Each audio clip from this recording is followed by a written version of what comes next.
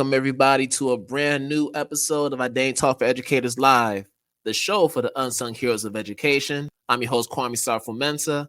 And if this is your first time tuning into the podcast, I welcome you and I hope that today's episode is one that will have you coming back for more.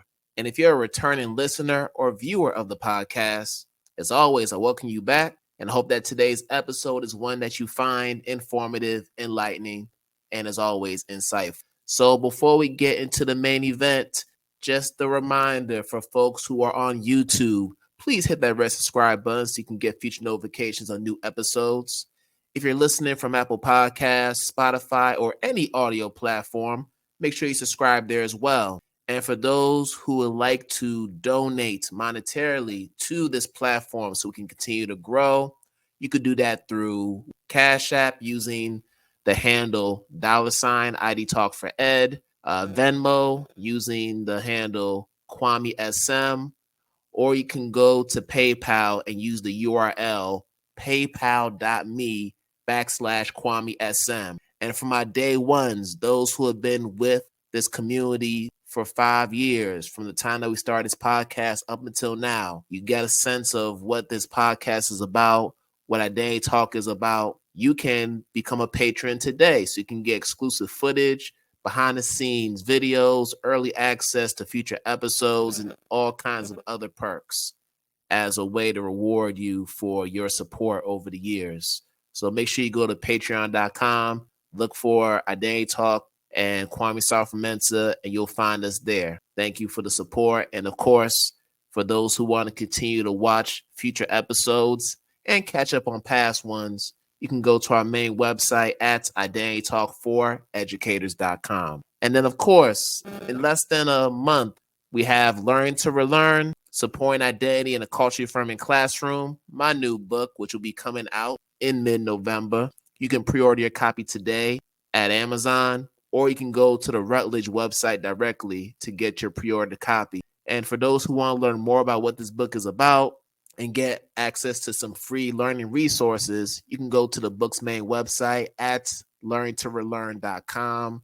And for those who have been purchasing copies for themselves and bought copies for their district, school, or organization, I thank you tremendously because the support has been amazing. And I've yet to even touch the physical copy of the book. And I've just been so elated by the amount of support that's been received. So please continue to share those good vibes. And I look forward to finally holding it myself in November. So thank you all for your support. All right, people. So today's episode, we have a special guest.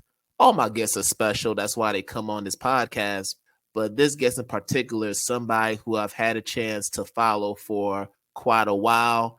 Finally got a chance to meet her earlier this year in Vietnam for the ALOC conference. And when I say she's a real one, she's a real one. When we talk about diversity, equity, inclusion, and justice in our international schools and beyond, she doesn't just talk it, she walks it. And I'm honored to finally have her come on the platform to share her story and the passion that she has for this work that we care so passionately about. So without further ado, I want to bring on Yasmine Sadri to the podcast to share her story and to let us know why she does what she does. So let's bring Yasmine on and we're going to get started. Hello. Hello, Kwame.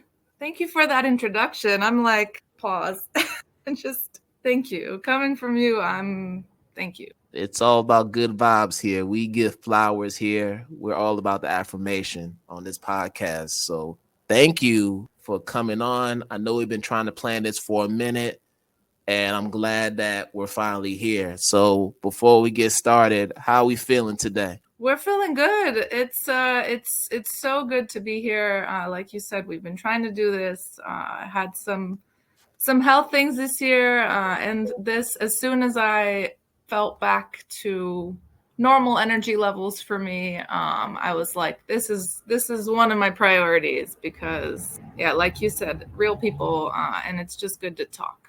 Yeah, so feeling great, and thank you for this opportunity. Yes. So before we get into the nitty gritty and all the good stuff, we always got to start from the beginning.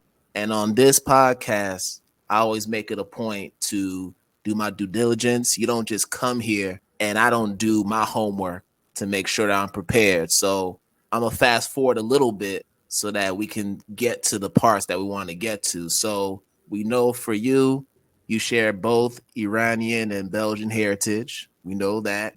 Born in Belgium, was there for a few years, eventually moved to the United States. I know your pops was a footballer and eventually decided, you know what, I got to support my family. So I know that led to a lot of migration early on. So that's just kind of a quick snapshot of what's happened in those early years. So I want to give you a chance to fill in the blanks and let us know some of those experiences that you had while you were a child and what was that like for you? Yeah, so actually, my both parents are from Iran. So both Mm-hmm. parents born and raised in Iran, and they met at an early age. And so my dad, being a footballer, got an opportunity to play in Europe very young. So my parents got married very young, like I'm talking 17, 18, Okay. and moved their life to Europe. And this is right before the revolution in Iran in 1979. So once they were in Europe, everything changed back home. So it kind of left my parents in some ways stranded in Europe. And so my brother is born in 1982. I'm born 10 years later. And so grew up really in a small town in Belgium as one of the only migrant families, one of the first at the time. And yeah, it was an interesting childhood, to say the least, because, like you said, we moved around a lot, really just looking for opportunities for my parents to be given jobs and, given opportunities, I should say. And so that's part of it. And I think just in general, moving between Europe and the United States, two very different places, is also part of why I am who I am today. And on top of that, I always like to say in these international school settings is that I am in no way, shape, or form an international school kid. I always went to local public schools. And so I think I take that with me as well in my career now, because I am a third culture kid and I wasn't surrounded by many at all growing up. So yeah, those are a few elements, growing up through my parents' journey. And then between moving from Belgium to the US, what were some of those experiences you had during your schooling as far as being able to embrace who you are and showing up as your full self? Yeah, so in Belgium, some of the most vivid memories I have is, my parents who were young enough to have learned the language, for example, in Belgium fluently, yet culturally still having to translate things that they didn't get any help with. So one example is my brother getting baptized, and myself actually getting baptized. My brother did his communions, etc., in a Catholic church, because that was like the thing everyone was doing on the block, right? And so I think for me personally, some vivid memories is like walking into kindergarten and the kids are praying. And I grew up in an Iranian family where my grandmothers were praying. They were praying very different, and so different religion. And so those kinds of memories have stayed with me because I very quickly learned that there was difference, big difference. And I think then going further, obviously, when you're the only brown kid in a school, or when you are struggling with a language, because when I moved to the US, didn't speak English, right, for the first few months. And so those experiences of bullying, and also, I mean, at certain ages, just misunderstanding and just kids not knowing difference, right, and not understanding difference, and therefore kind of us versus youing. There's a lot of that for sure, and that also has definitely led me to who I am and what I do.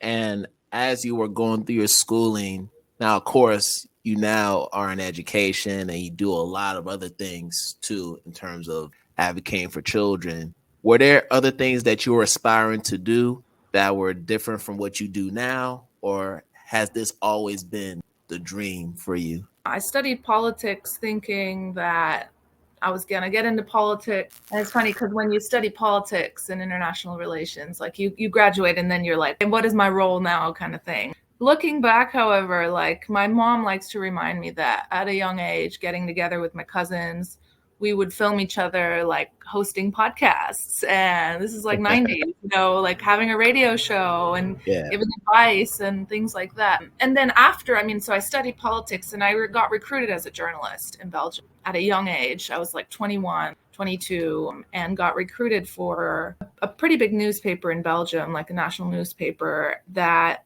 covers everything. Obviously, like, the live, everything that's happening worldwide. And so, yeah, growing up, I think I really wanted to tell stories.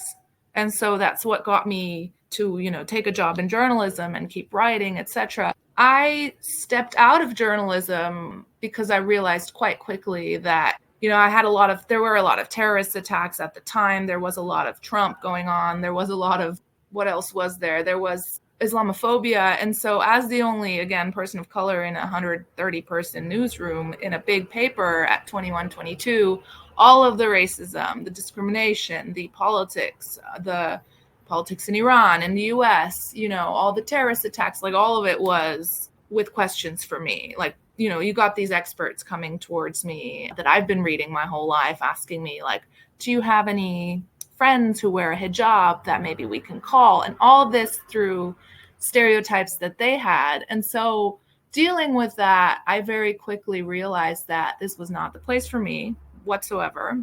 And I guess I had always been critical of media. In college, I wrote my first master's thesis on the depiction of Iran in US media, for example, because I kind of knew this is what media, like, what are they doing? What's the benefit of bringing news in a certain way, depicting people in a certain way? And so all that to say, stepped out of media and started volunteering. And since my parents were refugees growing up, their siblings became refugees in Europe. So we would always be in refugee camps. I would always be with the kids in refugee camps and being like the translator between everybody. So at a certain age, stepping away from the journalism job, I realized like, go back to that. And so that's kind of what I did, is just like move back towards that place where I could help others. And so long story short, in Geneva, it landed me, like when I first moved here, I was volunteering everywhere and I was teaching refugees French, not speaking it too well myself. So we were learning together. And that's where it clicked, really. This is like six years ago. That's where it clicked. I was like, I am meant to be there in that capacity. However that's going to happen. I had no idea where it would lead me. But that's when I realized, like, I need to be in a space of education and working with unaccompanied minor refugees. Like, let it be children, So yeah, like that's the long story short of how I got into education. Wow. I don't know what it is. I keep on having former journalists come on this platform and talk about how journalism got them to education. I don't know. It's becoming less of a coincidence each and every time this happened. But then when did teaching come into the picture? Like actually being in the classroom? So when I first moved to Geneva, I founded a nonprofit for refugees and blew my money on it, gladly. And one of the first jobs, I had many jobs in Geneva at first. One of the first jobs was teaching English to kids, like summer school, pretty much. And that really led me to understand the exchange that was happening between me and all these kids from all over the world in Geneva. It's a very fortunate place to be because everyone's from all over the place. And so really got me to want to be in a school setting.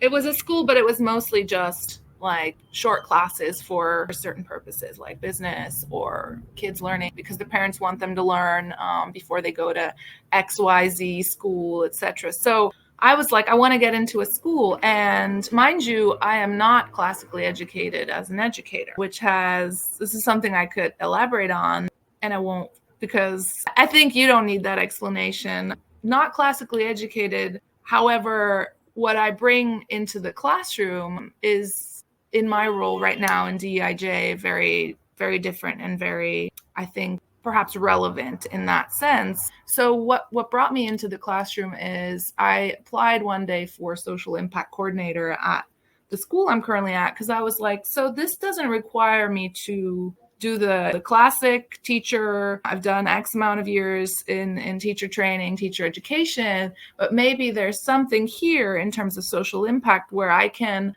make links between charities, local organizations, centers, refugee centers, the nonprofits, and the classroom education. So I could be that middleman and bring that experience to students and their communities. And so that's what pretty much first brought me into the classroom. And since then, it's been a lot of mediation, a lot of cultural lessons. So just one example, building on what you said earlier about like journalists becoming educators, like some of the most memorable moments, maybe even painful to be honest, and memorable, there's place for both, is seeing things unfolding in the world. As an Iranian, with what happened 2 years ago in Iran, with women getting murdered, and losing my cousin, which I talked about at the IDTALK conference, 30-year-old woman. Those moments have allowed me to take space in a classroom and talk about why critical thinking, and something we really push in IB and in education in general, especially in international schooling. Critical thinking also requires us to really critically view what the news is telling us and what it's not telling us. And so I feel like that has allowed me to take space in such a way in the classroom that, again, is not classical, and has given me feedback. Because you start and you're like, is this going to help the kid? Is this as important to them as it is to me, kind of thing? The bonds that I've created with some of we have about 5,000 students, are just incredible, even when they go to uni, etc., because we've had those difficult moments and conversations. So yeah, that's how I got into the classroom and how I'm showing up today. Yeah, I know earlier you mentioned that you wanted to get into politics. Well, what bigger political arena can you get into the education, right? For I sure. feel like there's so much politics to the work that we do. And it's Yeah. not like we welcome it. It's just part of the fabric of the system that we find ourselves in. So, in speaking about advocating for our most vulnerable students, I can remember you sharing a story where you were doing a speech and you mentioned that your father hadn't been coming to your events because there was like the fear. There was some trauma that he had never shared with you. And he mentioned that he wished he had shared these stories before when you were still younger. And that resonated with me because I feel like when you have parents who are immigrants, they tend to keep certain stories away, maybe in the vault, as a way to protect us because they feel like this is something that we don't need to know, maybe until we get older.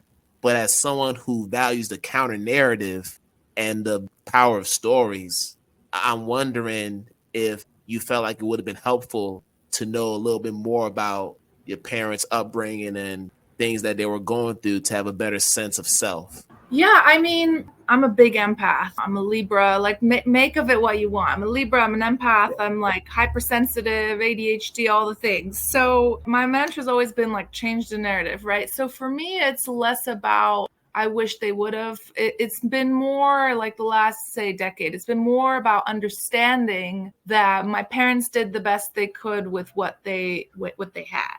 And so it's more about like slowly nudging them into that space where they do open up, because they didn't have that example. They never had that luxury or that privilege. Like, I find myself going to therapy, acupuncture, and I'm like, whoa, this is crazy. Like, look at me just like taking an hour here, after work. And so, and like just a recent example is like when I first talked about therapy with my mom, she was like, why?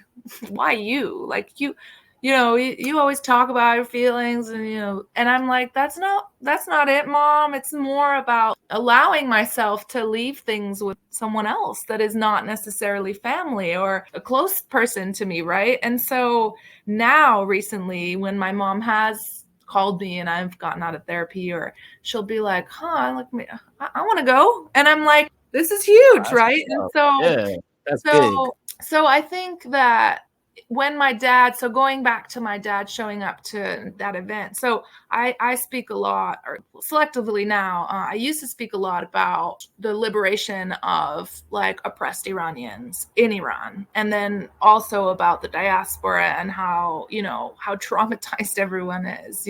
I've spoken at the UN, things like that. And I was invited 2 years ago in the heat of the latest revolution to talk about women's rights. And as much as I have written about Iran in the past, like I said, my thesis, etc., like I never lived there. So I also need to like name that I cannot speak for the people who live there, right? And, it would be so hypocritical of me growing up in the West to go, oh, that government this, or, I don't want to put myself in that position. So it's not so much that I've criticized the government.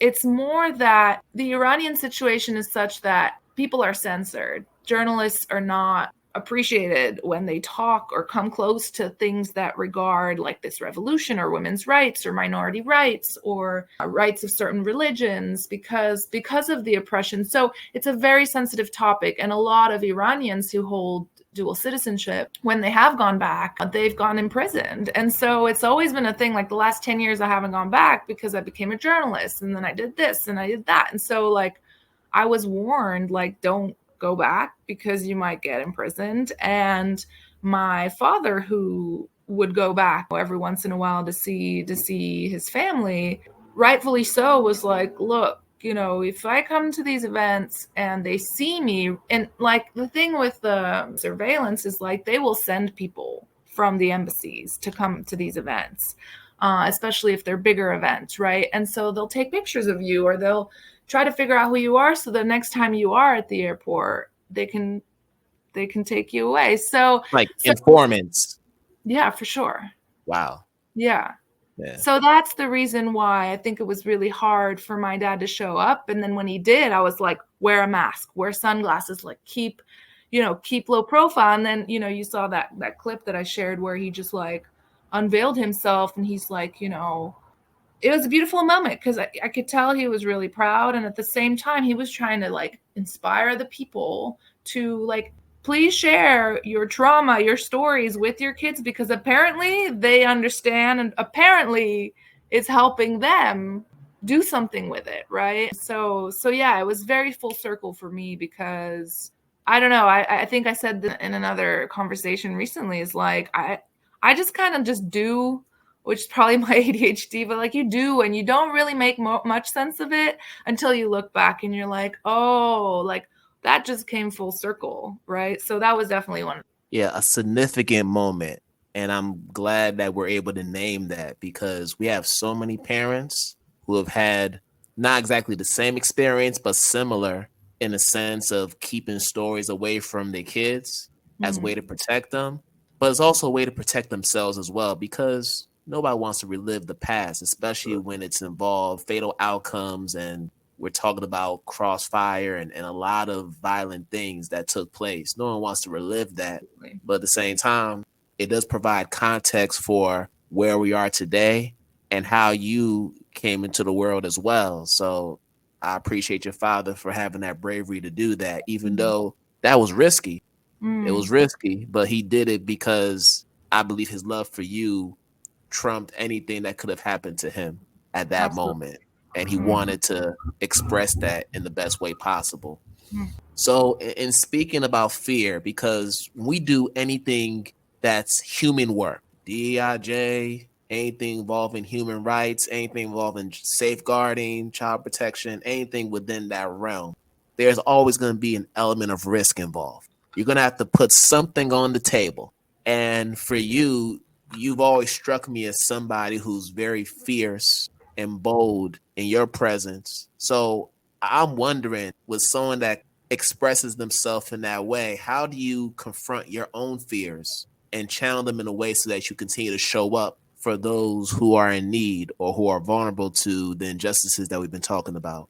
Yeah, I mean, thanks for that question. I don't think there's a straight answer for it. I think it's a work in progress. And I think just like thinking about it, what comes to mind is because I was exposed at such a young age to different stories and people living in different situations, I've kind of always known that, like, yeah, this isn't the safest situation. It's still much safer than other situations that other people are in. And so I think that that has really allowed me to position it in a way where it's like you are still very comfortable. And so the risk for me comes from really pushing that limit for yourself, because you learn what your boundaries are in this work. And I think the hardest part of it is really just getting firmer in those boundaries. What I've really learned to do is to, yeah, like I said, like I can always rationalize the risk that I'm putting myself into because I know other people are doing that and much more. And so it's not a race, right? It's not a comparison, but it's more like being inspired by those who came before me, people that are my peers, like in Iran. Like I mentioned, my cousin being murdered at my, we had the same age at the time. And so it's like, there is no way I'm not gonna live with that fear and face it if I know that my brothers, sisters, my people are out there with so much more fear. Like I'm not going to allow myself to sit with that fear, run away from it, I should say. And so I really get a lot of energy from knowing that if it scares me, it's, first of all, I'm not the only one scared by it. I might as well lean into it. And I think that brings me back also to that whole conversation about parents, because I tried to explain this to my parents and I think they're really starting to grasp it. Is like, I'm millennial, think I'm Gen Z, kind of like that's how my students describe me. So I'm in that headspace where I would say my millennial peers, like we've had more opportunities than the previous generation to really like sit with our thoughts and our feelings and our connections and our spirituality. And so I feel very connected to my ancestors and feeling that whatever I'm feeling, even if it's really hard in that moment or whatever I'm going through, because, I've had some health issues and like some scary stuff recently, whatever I'm feeling at that time, to just like let myself feel it, make space for it, and know that me feeling that may be unlocking something that my ancestors, even my parents, had to uncomfortably navigate through for so long. So like feeling it and then releasing it is how I would put it. So yeah, that's how I'm using the fear and moving through it. And like recently, like talking about parents, recently my mom, and it's beautiful when your immigrant parents like start to name things in a similar way that we're seeing, like, like I said, like millennial Instagram, like this language of like liberation, etc., when you've never heard that from them before. And like recently my mom, my health scare and like convincing the doctors to take me seriously, all this stuff, she was like, yeah, because, oh, mind you, like my mom, we're super close. She's a tough love mom and I love her for it. Like no judgment whatsoever. So for her to pick up the phone and go, that's because you're perseverant, I was like, what? And so like hearing that from my mom is one of those ways where I've realized like perseverance and fear and courage, like it's all kind of in that same space, and you either put yourself in it or you don't. And so it's been really important for me to like put myself in there and just enjoy it. Like I feel so privileged to be able to be in that space. So that's what I would say is how I'm dealing with the fear and the obstacles of it all. So this season, Identity Talk for Educators Live will be including ad spots for businesses, products, and events that are adding significant value to their communities. And here's the catch. You don't have to be an educator or an education-based business to be a part of this. We're looking for people who are just doing great work in the community, and we want to use our platform as a way to amplify their work. So if you are an entrepreneur or you know of an entrepreneur who is doing just that, bring them in our direction. Have them reach out to us. If they want to learn more about their ad spots and how they can get themselves promoted on this platform, they can contact myself, Kwame at IDTALK4EDucators.com. I'll say it one more time. It is Kwame at IDTALK4EDucators.com. Hope to hear from you, and let's keep on amplifying our work and building each other up. And I think when we look at our privilege, and in your case, you mentioned the fact that you weren't born in Iran. You're not there when all this is happening. So I'm wondering if there's a part of you that sometimes feels guilty for not being there. I know that was the case for me. I didn't grow up in Ghana. My parents did. And there's always been not a disconnect between myself and them, but really like when I go to Ghana, they know that I wasn't born there. So it's like, all right, we're going to put you in this category. Like you're an American. Yeah, you have a Ghanaian name and everything. So there's like a way in which they other you. So I'm wondering if your zeal to want to do more is a way to compensate for the fact that I wasn't in Iran. I don't have that direct experience like my ancestors did and so many others. Oh, absolutely. I'm sure that's my number one source of motivation and inspiration. It's like, if I'm not there on the ground, then I will be here and showing up. And, you know, it's funny, like my different family members, like oftentimes, it's not funny, actually. It's interesting. It's interesting. Thank you. They will mention things like how they are happy that I was born here and raised here and not there, because if I had been there, I would probably be long gone, because they know me and my character. And, you know, this is also how you learn about yourself. And like I said, I do things, don't make much sense of it. And then afterwards, people congratulate you, or they're like, thank you for that. And you're like, oh, you know, so this has happened in my family where they're like, if had you been in Iran, you would be on the front lines right now leading the protest, and you would be either imprisoned or killed. And I'm just like, maybe this is very, very accurate. And so again, that part of me is like, I got to do what I got to do here because I cannot be there. And actually, one of the last times I was asked to speak at the UN on minority rights, the situation had escalated again in Iran. And I had a moment where I was like, at first I was like, yep, I'll be there. And, you know, most of the things, like just for context, like you're not getting paid. It's not like ooh, fancy, you're going. No, this is because you have a voice and you want to say something in support of what's happening. Right. And so, right. Or you have that podium, like you have to take it. And so I said yes. And then in conversation, like I said, with some of my family members, thinking about how it might get them in trouble. And it definitely has gotten me in trouble because, like I said, I can't go back to Iran. But I had a moment where I was like, should I really do it? Because what if just this one time now someone notices my last name and then figures out who my father or my mother or like this or that? And so in that moment, which is just actually a few months ago, it was my mother who was like, no, you go. And it, again, like full circle, because I could have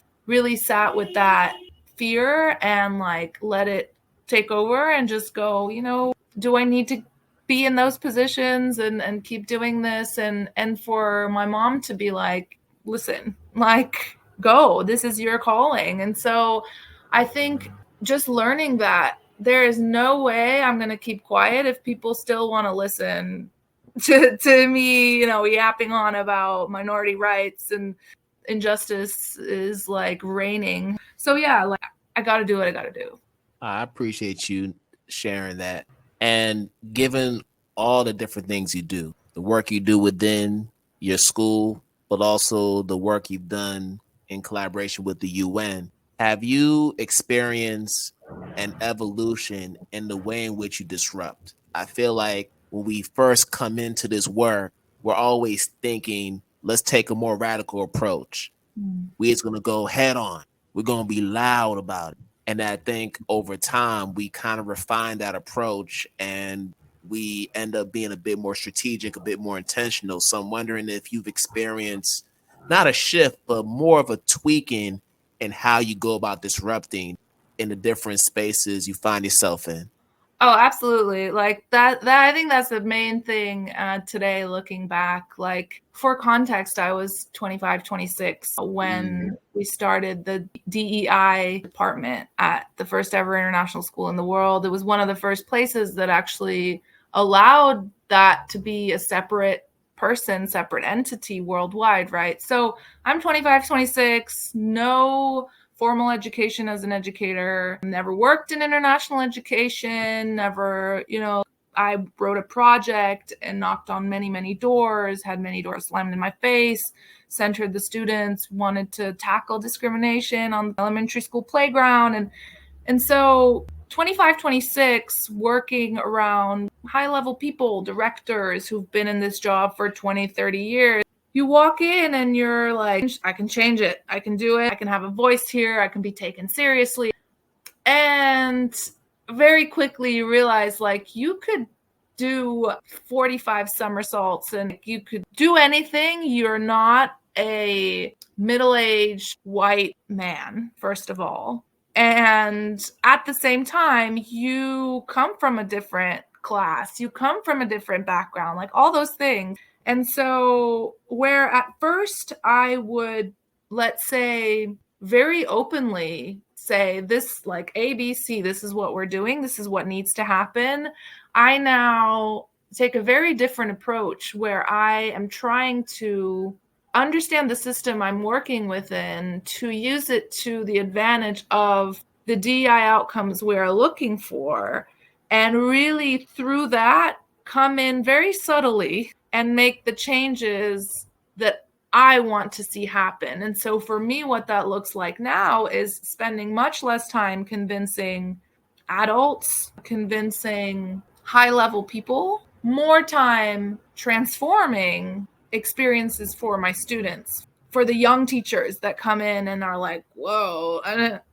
so that's the approach and how it's changed. And I mean, it looks so much different. I used to be so disappointed, and like my ALOC colleagues can probably vouch for it and relate. Like we spent so much time sad that things weren't changing. And I think for me, like going back to the whole change the narrative, is like the moments that we had when ALOC came out to Geneva for the International School Anti-Discrimination Task Force.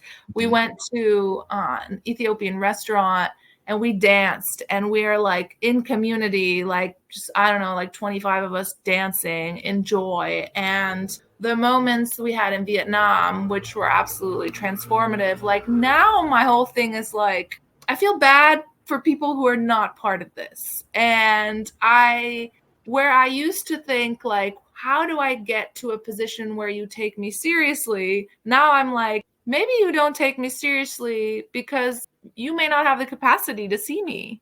And that's a you problem. And so like it's completely shifted for me, because I could go on and on about it. My students, they see me. Like just the other day, I wear sneakers all the time, and I make it a point now. Like I look like a student most of my days. I used to get the comment, like, maybe if you dress more professionally, which I do when I go to the UN if I have to. But me is wearing sneakers and hanging out with the students. And so in the same day, I have two educators going, you look like a student. And my students going, your kicks are incredible. And like, guess which one is more important for me? Like, I don't exactly, like, I don't care I look like a student. Actually, I'll take it as a compliment, because that generation, like the Gen Alpha, Gen Z, they're cool. Like, they're cool, and I'm sorry you can't hang. Like, the way that we hang, you probably can't, and I feel bad for you, because you can't learn that in wherever you learned your other stuff. So yeah, like I've very much leaned into, that's the disrupting that has my name all over it in my capacity is just like finding my space and like creating my own table. I mean, we hear this all the time, like bring my own chair, I'm not bringing my chair to a table where I'm going to be disrespected, where I'm going to be silenced, where I'm going to be feeling stressed and sweaty and judged. And I'm going to set up a table or join the table where we're going to have a good time and we are going to make each other better. That's where I'm at in that, for sure, 100%. And I think that's the perfect example of how people so often conflate inclusion with belonging. So yeah, inclusion in the sense of I'm going to be able to bring my chair to this table of folks. Or inclusion could be in the sense of we're all on the same team. We all wear the same jerseys. But the belonging piece is whether or not y'all going to respect me. Are y'all going to embrace me? If we're having a team huddle, am I going to be a part of that huddle? Or am I going to be ostracized? Or am I going to be pushed to the side? See, that's the difference right there.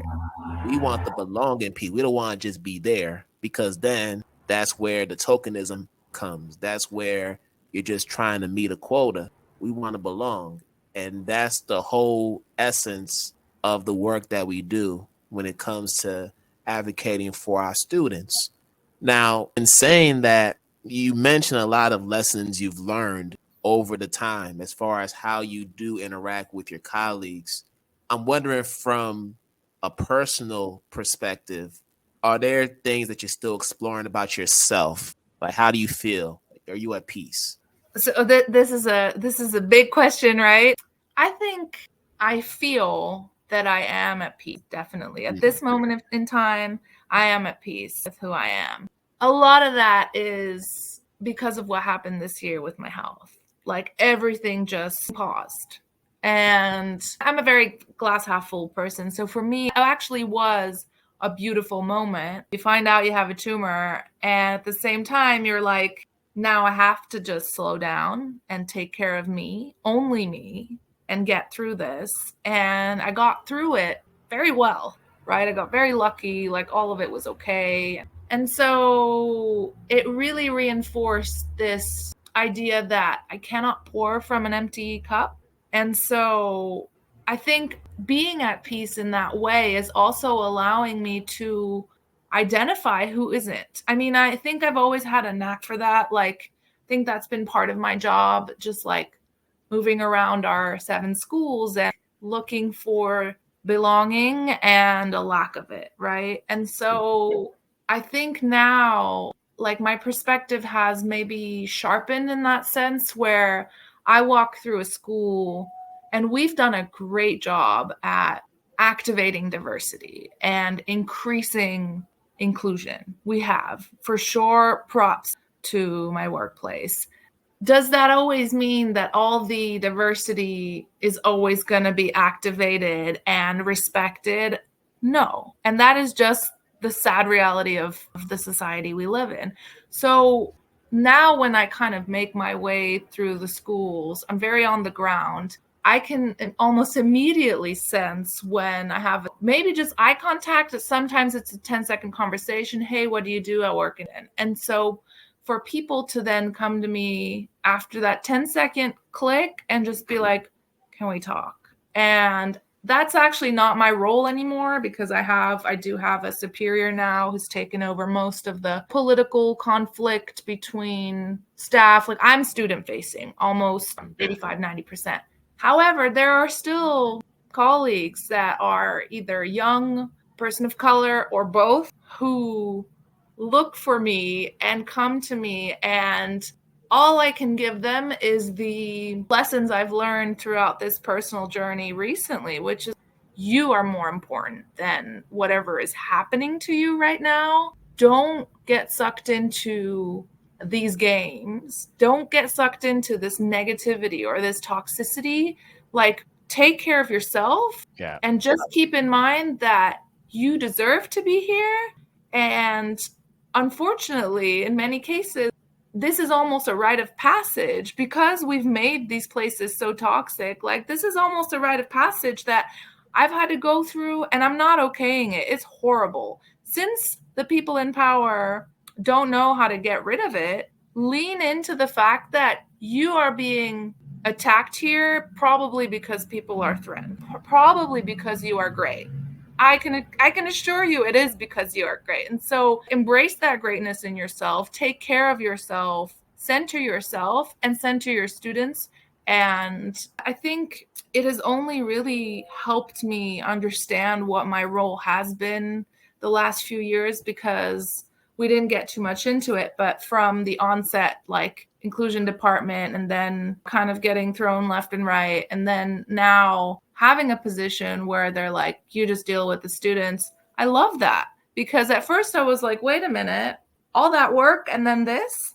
But because of my health situation and because of the realizations I've had, I'm just like, this is gold. Because if I get to do the things where, who has time to go and stand with a teacher for 40 minutes and just be like, you're going to be okay, let's breathe through this. Let me send you to the right people, and let me check in with you once a week, twice a week, until I see and sense that you're doing better.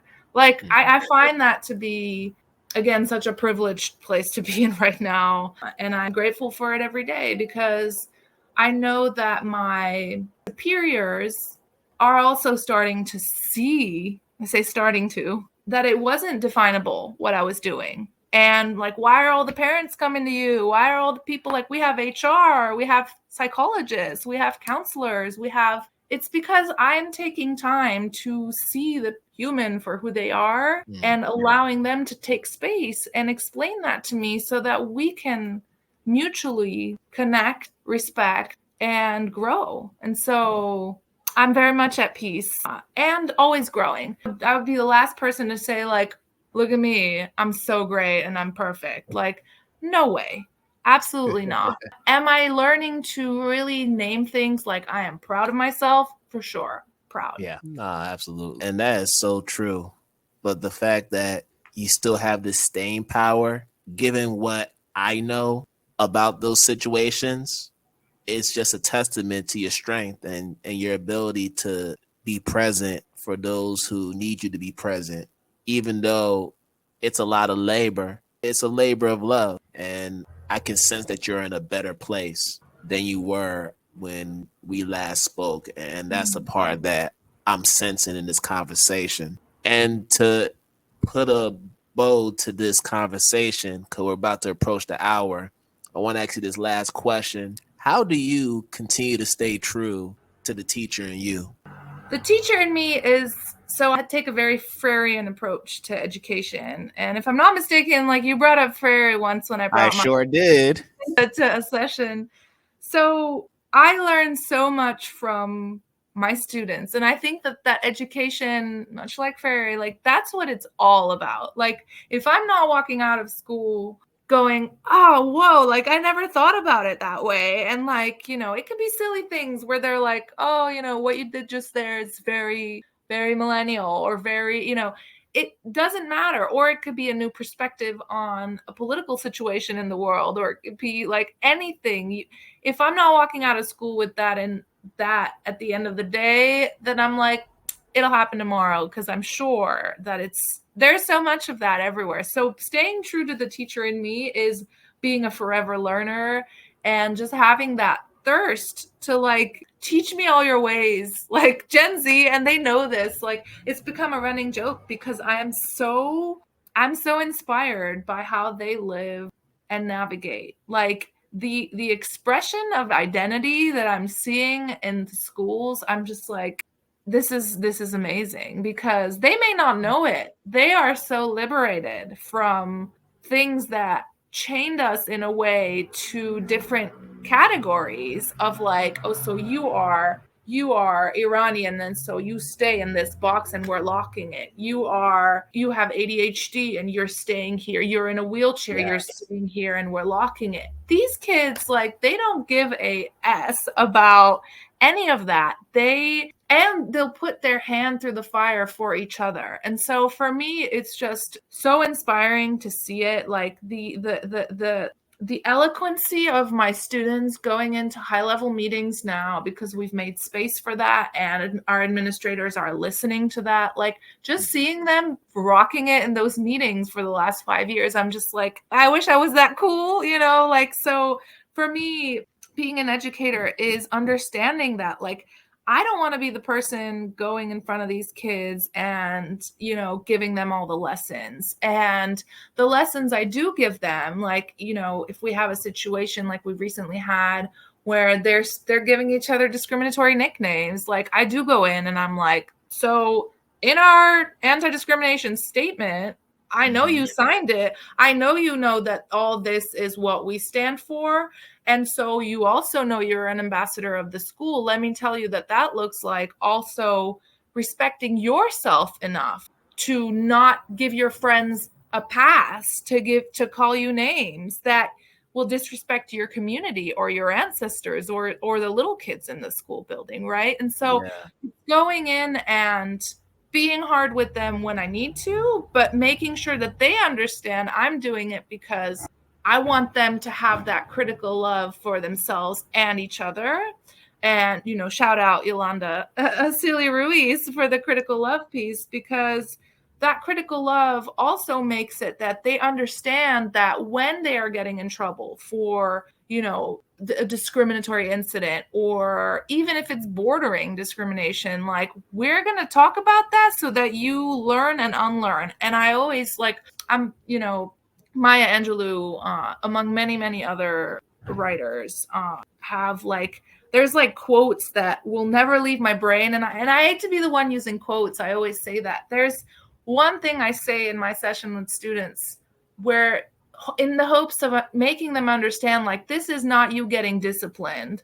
You are lucky to be in this place where your discipline looks like, here's how you can grow. And so for us and for me in my work, it's, you know, like Maya Angelou said, do the best you can until you know better. So now you know better and you're going to do better, and I'm going to hold you to that standard. And it's crazy to see, at no matter the age, like students get that. They understand that, like, oops, I screwed up. And that was it wasn't okay. As long as you make space for that conversation and that dialogue where they trust that you're going to tell them that and not, you know, expel them or whatever. If there's room for that, they understand, like, whoa, I'm so lucky that we just had this 30-minute, 40-minute, 1 hour, 3 hour session with Miss Sadri instead of just a discipline in another shape or form. So yeah.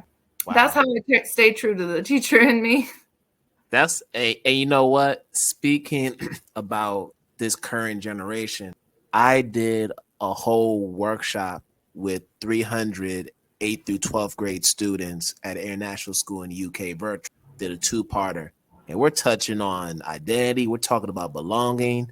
We're getting into dominant culture. We're talking about some very tough topics where we're getting students to be reflective about their intersectionality, getting them to be reflective about the different identity markers they bring to the table and how they're perceived by others based within that dominant cultural framework. And what blew me away, Yasmine, was how bold and matter of fact they were when they were expressing themselves. I had kids talking about, yep, I'm neurodiverse, but they didn't go there. They specified, like, no, I got ADHD. Nope, I have autism. Nope, I have this. And they were owning it. I had kids who had already come out. I'm bisexual. My parents don't approve of it, but I know who I am, and I'm going to stand by that. We're talking 13, 14, 15-year-olds, Yasmine. And they're doing things that we have grown adults who are struggling to do that. Right. And that's what lets you know that we're in good hands with our young people. There's a lot to look forward to. We may not be able to see the end result by the time they get to our ages, but wow, we have a lot to look forward to. And I think this is a great way to end this conversation on that high note. Yasmine, thank you so much for taking the time to talk with us. And We really enjoyed your story. I know the listeners are going to enjoy it. Those who played us back, those who are watching, I know they enjoy listening to you. And I want to give you a chance to share some other networks so they can continue to have these conversations with you. Yes, so thank you so much for this. This is, as always, this is such a healing space, and I'm so lucky to be in community with y'all.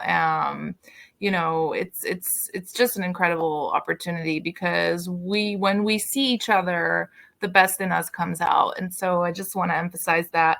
I'm on LinkedIn like less than before because I'm out here living my life. I'm trying, like, I don't have that much time for it anymore. I have Instagram. What else? Like, I can share those handles on. Feel free to reach out, and people can reach me on my email. Like, if there's any questions, any conversations to be had, like, I make time for these kinds of things because I think I said this in the beginning, but this is a priority for me, is like making sure that people understand the power that they can have in everyday little moments in education. So feel free to reach out. Happy to talk. Yeah, people, tap in Yasmine. She has lots to say. And once again, we appreciate her for coming. On behalf of her, I thank you all for coming on and watching another episode of IDTALK4ED Educators Live. And as always, I wish you all good morning, good afternoon, good night, wherever you are in the world. We're going to do this again another time. Peace out, everybody.